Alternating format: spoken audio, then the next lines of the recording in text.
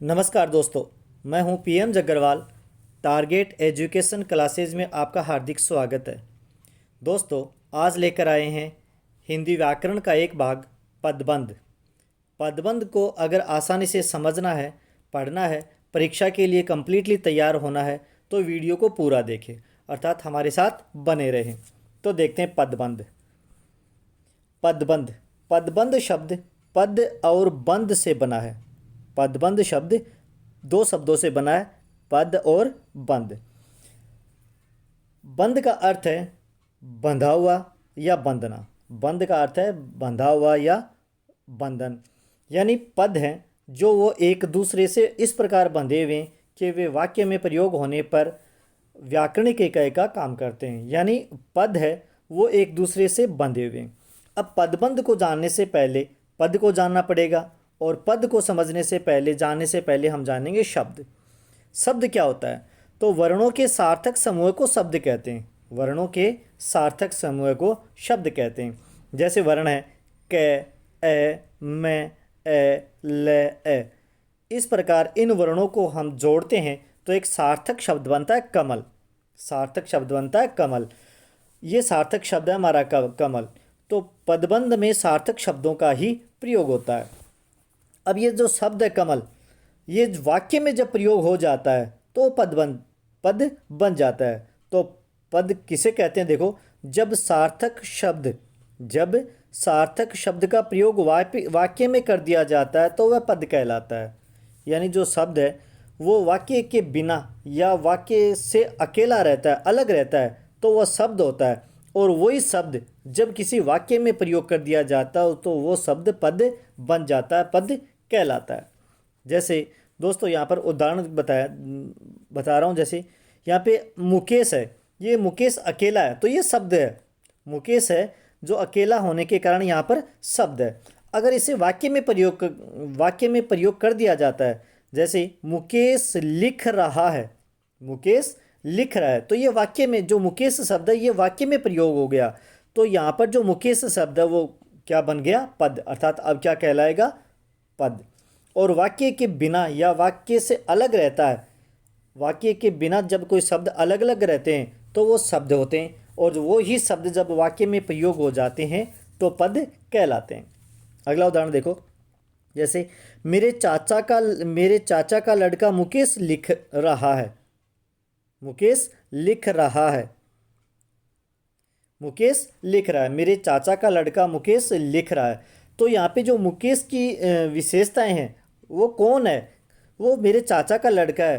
तो ये मुकेश के लिए आया है। मुकेश शब्द के लिए, मुकेश पद के लिए आया है। तो ये जो मेरे चाचा का लड़का मुकेश है ये हो गया पदबंध। क्या हो गया? पदबंध। जैसे ये इतने शब्द हैं, मेरे चाचा का लड़का मुकेश, ये सब एक साथ जुड़कर क्या हो गए? पदबंध। इनको एक साथ कौन से नाम से पुकारते हैं? पदबंध के नाम से पुकारते हैं। तो ये हो गया हमारा पदबंध। अब देखते हैं परिभाषा। वाक्य में जब अनेक शब्द मिलकर एक व्याकरणिक इकाई का काम करते हैं, पद होते हैं वो क्या करते हैं? वाक्य में जब अनेक शब्द मिलकर एक व्याकरणिक इकाई का काम करते हैं तो उसे पदबंध कहते हैं। उसे पदबंध कहते हैं। जैसे वर्तिका एक लड़की का नाम है, ये जब वाक्य से अलग रहती है तो ये शब्द है। जैसे वर्तिका है, ये सिर्फ एक शब्द है जो वाक्य से अलग है। अब इसको वाक्य में प्रयोग कर दिया जाता है। वर्तिका लिख रही है, वर्तिका लिख रही है, तो इसका वाक्य में प्रयोग हो जाने के कारण ये वर्तिका शब्द वो क्या बन गया? पद। अब आगे है मेरे चाचा की लड़की वर्तिका लिख रही है। तो यहाँ पर मेरे चाचा की लड़की वर्तिका है, वो मेरे चाचा की लड़की, ये शब्द वर्तिका के लिए काम में आया, वर्तिका के लिए है, वर्तिका के लिए प्रयोग किया गया। तो ये सारे शब्द मिलकर क्या बन गए? क्या बन गए? पदबंध। क्या बन गए? पदबंध। वर्तिका एक पद है, लेकिन मेरे चाचा की लड़की पद समूह वर्तिका से जुड़कर एक व्याकरणिक इकाई का काम कर रहे हैं, व्याकरणिक इकाई बना रहे हैं। क्योंकि वर्तिका की विशेषताएं या वर्तिका से संबंधित जो शब्द हैं, जैसे मेरे चाचा की लड़की, तो ये क्या बन गया? पदबंध। इसीलिए ये सब क्या कहलाएंगे? पदबंध कहलाते हैं। अब देखते हैं पदबंध में ध्यान देने योग्य विशेष बातें। पदबंध में ध्यान देने योग्य विशेष बातें। पदबंध वाक्य का एक अंश है। पदबंध वाक्य का एक अंश है, पूरा वाक्य नहीं है। पूरा वाक्य में तो कर्ता होता है, कर्ता विस्तार भी होता है, कर्म भी होता है, क्रिया भी होता है, विशेषण भी होता है और क्रिया विशेषण भी होता है। तो पदबंध में क्या होता है? पदबंध वाक्य का एक अंश है, इसे पूरा वाक्य न समझे। ये सबसे पहली विशेषता। पदबंध में एक से अधिक पदों का समावेश हो सकता है। पदबंध में एक से अधिक पदों का समावेश होता है। यह पद आपस में इस तरह जुड़े होते हैं, यह पद आपस में इस तरह जुड़े होते हैं कि एक व्याकरणिक इकाई का रूप ले लेते हैं, एक व्याकरणिक इकाई का काम करते हैं। पदबंध में एक मुख्य पद होता है। पदबंध में एक मुख्य पद होता है और बाकी के पद उस पद पर आश्रित या निर्भर रहते हैं। पदबंध में एक मुख्य पद होता है, बाकी के जो पदबंध के अन्य जो पद हैं, शब्द हैं, वे मुख्य पदबंध पर आश्रित रहते हैं या निर्भर रहते हैं। जैसे तालाब में रंग बिरंगे बहुत सुंदर फूल खिल रहे हैं। तालाब में रंग बिरंगे बहुत सुंदर फूल खिल रहे हैं। यहाँ पर मुख्य पद है फूल, मुख्य पद है फूल। ये बाकी सब फूल की विशेषता है, जैसे रंग बिरंगे, बहुत सुंदर, ये फूल की विशेषताएं हैं। इस कारण रंग बिरंगे बहुत सुंदर फूल क्या हो गया? पदबंध हो गया। ये क्या हो गया? पदबंध हो गया। तो दोस्तों आगे बढ़ते हैं, देखते हैं पदबंध के भेद। पदबंध में सबसे पहला संज्ञा पदबंध, दूसरा सर्वनाम पदबंध, तीसरा विशेषण पदबंध, चौथा क्रिया विशेषण पदबंध और पांचवा क्रिया विशेषण पदबंध। तो सबसे पहले देखते हैं संज्ञा पदबंध। वाक्य में जिस पदबंध से संज्ञा का काम लिया जाए उसे संज्ञा पदबंध कहते हैं। तो दोस्तों हमने पहले वाली वीडियो में पढ़ा था कि संज्ञा क्या होता है। संज्ञा किसी व्यक्ति, वस्तु, स्थान, दशा या भाव के नाम को संज्ञा कहते हैं। संज्ञा तीन प्रकार की होती है, व्यक्तिवाचक संज्ञा, जातिवाचक संज्ञा और भाववाचक संज्ञा। परंतु यहाँ पर हमें संज्ञा शब्दों का ही पदबंध देखना है, उन उदाहरणों को ही सरल करना है। संज्ञा पदबंध की दूसरी परिभाषा इस प्रकार से हो सकती है। वाक्य में अनेक पद मिलकर जब संज्ञा का कार्य करते हैं, वाक्य में जब अनेक पद मिलकर किसी एक संज्ञा का काम करते हैं तो उसे संज्ञा पदबंध कहते हैं। जैसे उदाहरण के लिए, अयोध्या के राजा दशरथ के 4 पुत्र थे, ये हमारा वाक्य है। अयोध्या के राजा दशरथ के 4 पुत्र थे, ये हमारा पूरा कंप्लीट वाक्य है। इसमें देखो संज्ञा पदबंध कैसे, तो यहाँ पे जो मुख्य शब्द है वो तो है दशरथ, मुख्य शब्द है वो तो है दशरथ, और दशरथ है व्यक्तिवाचक संज्ञा। और अयोध्या के राजा, ये इस दशरथ यानी संज्ञा इसका विस्तार है, इसका विस्तार है। ये अयोध्या के राजा दशरथ के 4 पुत्र है। दशरथ जो शब्द है उसका विस्तार है अयोध्या के राजा दशरथ, अयोध्या के राजा दशरथ। ये दशरथ की विशेषताएं बताई जा रही है। तो यहाँ पर अयोध्या के राजा दशरथ और के, ये संज्ञा के पदबंध है। इस संज्ञा के पदबंध है, अर्थात इस संज्ञा के 1 2 3 4 5, ये संज्ञा पदबंध के 5 शब्द हुए, 5 पद हुए। अगला उदाहरण है, कक्षा का सबसे होशियार विद्यार्थी पढ़ रहा है। कक्षा का सबसे होशियार विद्यार्थी पढ़ रहा है। तो यहाँ पे मुख्य जो शब्द है, मुख्य जो पद है वो तो है विद्यार्थी, विद्यार्थी पढ़ रहे हैं। परंतु विद्यार्थी पढ़ रहे हैं, ये यहाँ पर जो जातिवाचक संज्ञा है इसकी विशेषता है कक्षा का सबसे होशियार विद्यार्थी। कक्षा में सबसे होशियार विद्यार्थी है वो पढ़ रहा है। तो यहाँ पर कक्षा का सबसे होशियार विद्यार्थी, ये संज्ञा पदबंध हुए। इसके और उदाहरण देखते हैं। जल विभाग के सबसे प्रमुख इंजीनियर ने नलों का निरीक्षण किया, नलों का निरीक्षण किया। तो यहाँ पे प्रमुख पद है इंजीनियर, प्रमुख पद है इंजीनियर। जल विभाग के सबसे प्रमुख, ये हैं सारे इंजीनियर की विशेषता बताने वाले शब्द, इंजीनियर की विशेषता बताने वाले शब्द। तो इस प्रकार संज्ञा पदबंध में जल विभाग के प्रमुख, सबसे प्रमुख इंजीनियर, ये क्या हो गया? व्यक्तिवाचक संज्ञा पदबंध। ये क्या है? संज्ञा पदबंध। दूसरा प्रश्न है, दूसरा उदाहरण है, राम भक्त हनुमान ने लंका में आग लगाई। राम भक्त हनुमान ने लंका में आग लगाई। तो यहाँ पर प्रमुख पद है हमारा हनुमान, और राम भक्त ये हनुमान की विशेषता है। तो हनुमान व्यक्तिवाचक संज्ञा है और इसकी विशेषता बताने वाले शब्द है राम और राम भक्त। तो यहाँ पर जो पदबंध है वो राम भक्त हनुमान ने है, क्योंकि ने भी विभक्ति हनुमान के साथ ही तो है, हनुमान के लिए ही तो प्रयोग की गई है, इसलिए ये विभक्ति भी संज्ञा पदबंधन में ही होगी। तो यहाँ पे पदबंध के 4 पद हो गए, राम भक्त हनुमान ने। अगला उदाहरण है, उस घर के कोने में बैठा आदमी अपराधी है। उस घर के कोने में बैठा आदमी अपराधी है। तो इस वाक्य में, इस उदाहरण में आदमी प्रमुख पद है, आदमी मुख्य पद है, और इसकी विशेषता बताने वाला शब्द है उस घर के कोने में बैठे। उस घर के कोने में बैठा आदमी, ये सब क्या है, आदमी की विशेषता बता रहे हैं। तो ये उस घर के कोने में बैठा आदमी संज्ञा पदबंध है। दूसरा अगला उदाहरण है, आसमान में उड़ती पतंग कट गई। आसमान में उड़ती पतंग कट गई। यहाँ पर पतंग है मुख्य पद और इसकी विशेषता बताने वाले शब्द हैं आसमान में उड़ती पतंग।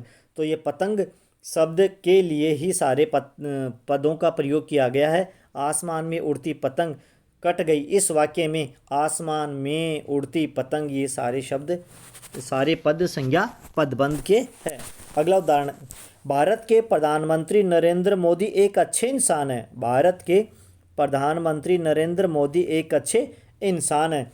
तो नरेंद्र मोदी व्यक्तिवाचक संज्ञा है और इसकी विशेषता बता रहे हैं भारत के प्रधानमंत्री हैं वो बहुत ही एक अच्छे इंसान हैं। तो दोस्तों, उपयुक्त वाक्यों में जो बैंगनी कलर में छपे हुए शब्द हैं ये संज्ञा पदबंध के हैं। हमारा दूसरा पदबंध है सर्वनाम पदबंध। सर्वनाम पदबंध, तो सर्वनाम का कार्य करने वाले शब्द समूह सर्वनाम पदबंध कहलाते हैं। सर्वनाम का कार्य करने वाले शब्द समूह सर्वनाम पदबंध कहलाते हैं। ये तो इसकी परिभाषा हो गई। और दोस्तों, हमने पिछले वीडियो में पढ़ा था कि सर्वनाम क्या है, किसे कहते हैं। तो संज्ञा के स्थान पर प्रयोग किए जाने वाले शब्द ही सर्वनाम कहलाते हैं। संज्ञा के स्थान पर प्रयोग किए जाने वाले शब्द ही सर्वनाम कहलाते हैं।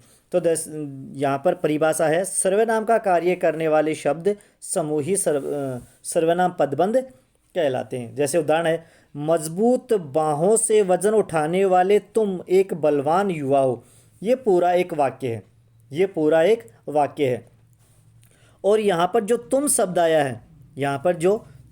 आया है, ये सर्वनाम का है। सर्वनाम में तुम शब्द का यानी द्वितीय पर्सन है, फर्स्ट पर्सन, सेकंड पर्सन और तृतीय पर्सन। तो यहाँ पर तुम है जो सेकंड पर्सन है। तो तुम की विशेषता बताने वाले शब्द है मजबूत बाहों से वजन उठाने वाले। ये तुम की विशेषता बता रहा है, तुम शब्द की विशेषता, तुम पद की विशेषता बता रहा है। तो यहाँ पर मजबूत बाहों से उठाने वाले तुम, ये सारे पद मिलकर सर्वनाम पदबंधन बनाते हैं। तो यहाँ पर मजबूत बाहों से उठाने वाले तुम, ये सर्वनाम पदबंध कहलाते हैं।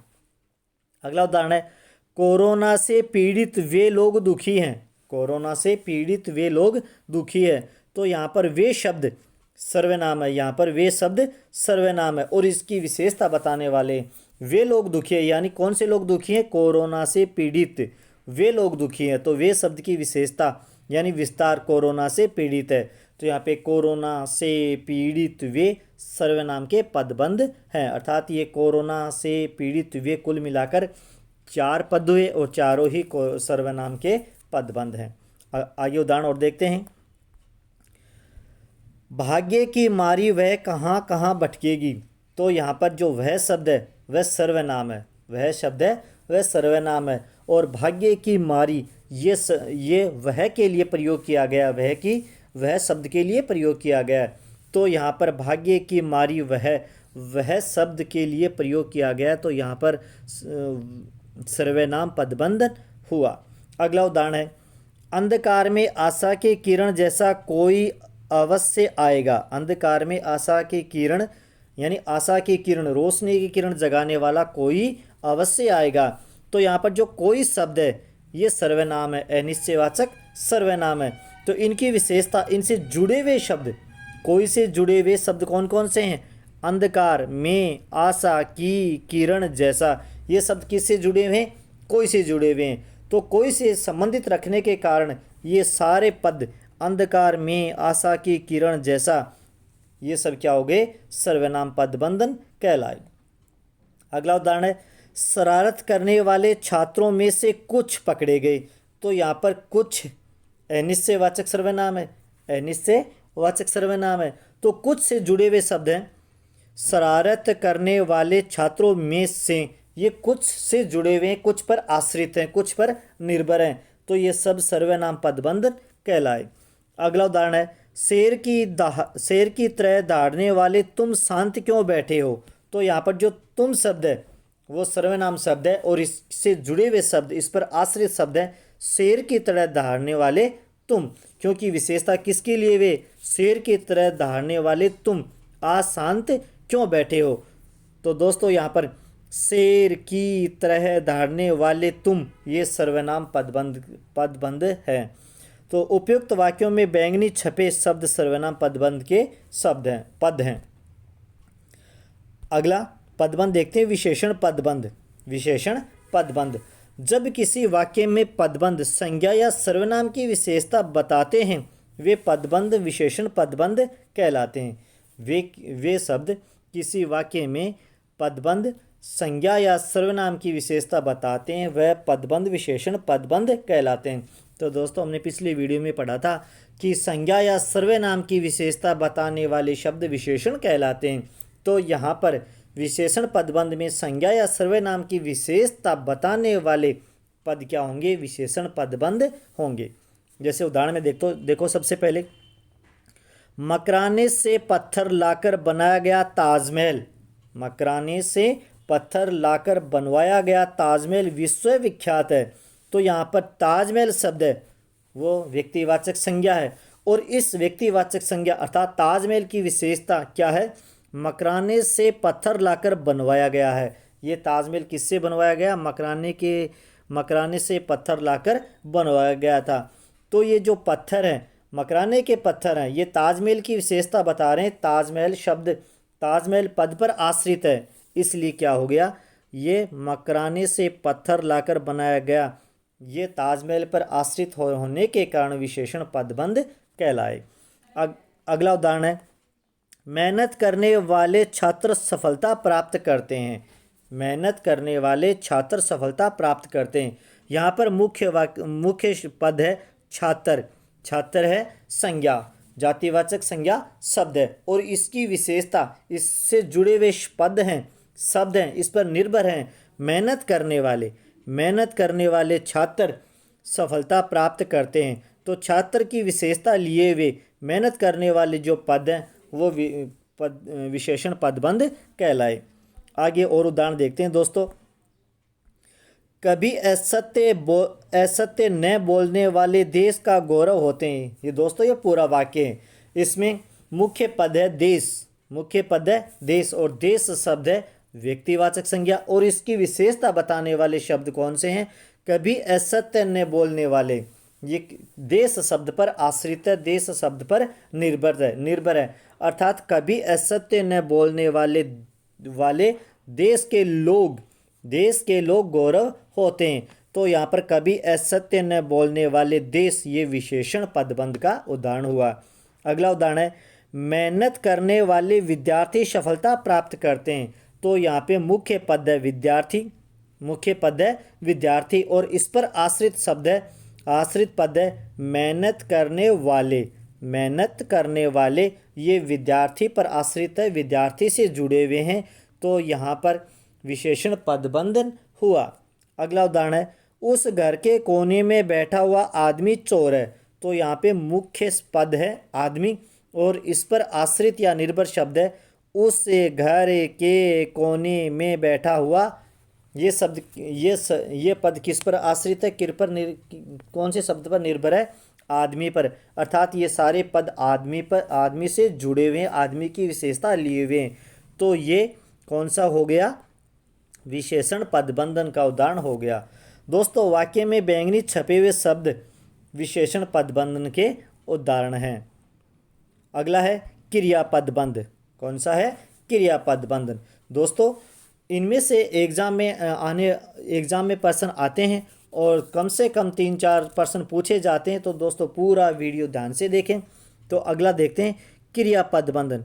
एक से अधिक क्रियापदों से बनने वाले समूह को क्रियापद बंधन कहते हैं। एक से अधिक क्रियापद से बनने वाले समूह को क्रियापद कहते हैं। और क्रियापद को जानने से पहले हमें पिछले वाले वीडियो में पढ़ा था कि क्रिया क्या है, किसे कहते हैं। तो जिस शब्द से कार्य करने या होने का बोध होता है उसे क्रिया कहते हैं। और यहाँ पर क्रियापद बंधन में क्या है, क्रियापदों से बनने वाला जो शब्द है वो क्या कहलाएगा, क्रियापद बंधन कहलाएगा। तो वह धीरे धीरे भोजन करता है। यहाँ पे क्रियापद बंधन कौन सा है, भोजन करना, भोजन करना। तो भोजन करता है, ये क्रियापद बंधन का उदाहरण है। अगला, नदी कलकल करती हुई बह रही है। यहाँ पे क्रिया है बहना, और इससे जुड़े हुए शब्द है रही है। तो बह रही है क्या हो गया, क्रियापद बंधन हो गया। अगला उदाहरण है किसान खेत जोत रहे हैं। तो किसान खेत जोत रहे हैं, यहाँ पे जोतना क्रिया है और इसका विस्तार है जोत रहे हैं। यानी क्रिया से जुड़े हुए शब्द, क्रिया पर आश्रित या निर्भर शब्द क्या कहलाते हैं, क्रियापद बंधन। तो रहे हैं ये शब्द जोतने पर निर्भर कर रहा है, जोतने पर आश्रित है, इसलिए जोत रहे हैं क्रियापद बंधन हुआ, वाक्य में क्रियापद बंधन हुआ। अगला है दिन रात परिश्रम करने वाले सफल होते हैं। तो यहाँ पे सफल होना मुख्य क्रिया है। मुख्य क्रिया होने के कारण ये जो 3 शब्द हैं सफल होते हैं, ये क्रियापद बंध है।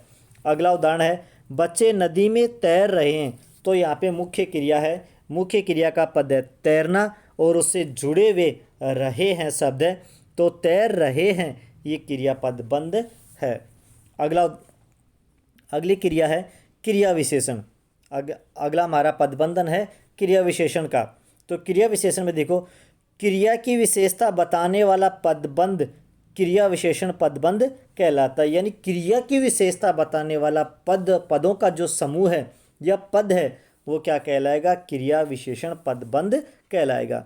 जैसे पहला उदाहरण है बच्चे जोर जोर से हंसते हैं। बच्चे जोर जोर से हंसते हैं, यहाँ पर क्रिया क्या है, हंसना, और हंसना की विशेषता क्या है, जोर जोर से। तो ये जोर जोर से जो शब्द हैं, जो पद हैं, वो क्रिया विशेषण पदबंध कहलाते हैं। अगला उदाहरण है गाड़ी बहुत धीमी गति से चल रही है। यहाँ पर क्रिया है चलना, और चलना की विशेषता कौन से पद बता रहे हैं, बहुत धीमी गति से। बहुत धीमी गति से ये चलना पद की विशेषता बता रहे हैं, तो ये बहुत धीमी गति से क्रिया विशेषण पदबंध कहलाता है।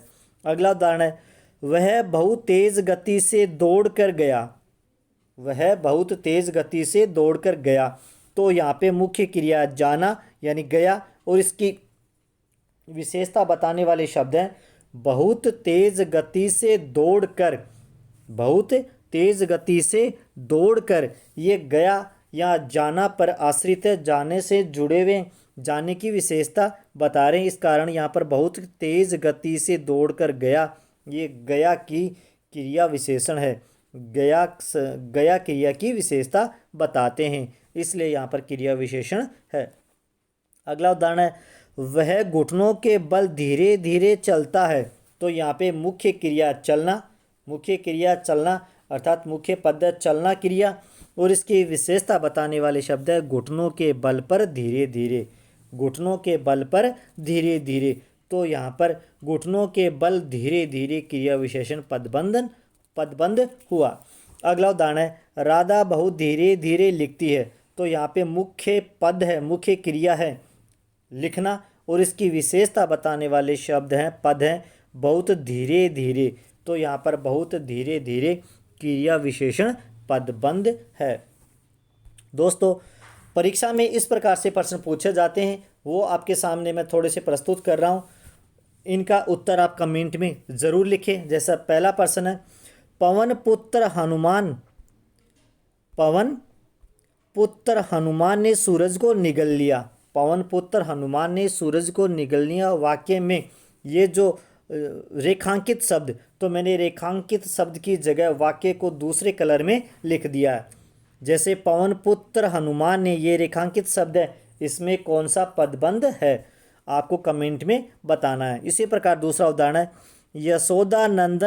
यशोदा नंदन श्री कृष्ण ने कंस का वध कर दिया। वाक्य में रेखांकित शब्द में पदबंध कौन सा है, ये आपको कमेंट में बताना है।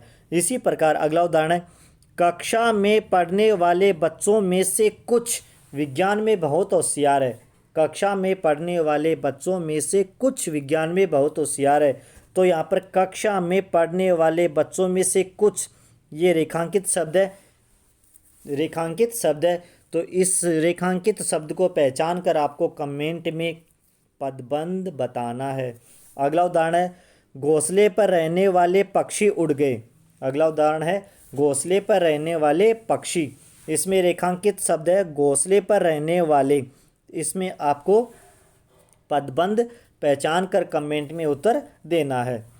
अगला उदाहरण है, तितलियां फूलों पर मंडरा रही है। तितलियां फूलों पर मंडरा रही है। इस वाक्य में रेखांकित शब्द है मंडरा रही है। तो आपको मंडरा रही है कौन सा पदबंध है, कमेंट में बताना है। अगला उदाहरण है, गीता कल ही चली गई। तो यहाँ पर रेखांकित पद है चली गई। तो यह आपको कमेंट में बताना है कि कौन सा पदबंध है। अगला उदाहरण है, राम और श्याम सुबह शाम खेलते हैं। तो यहाँ पर रेखांकित पद है सुबह और शाम।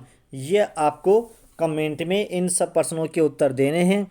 और आपको वीडियो कैसा लगा कमेंट में लिखें।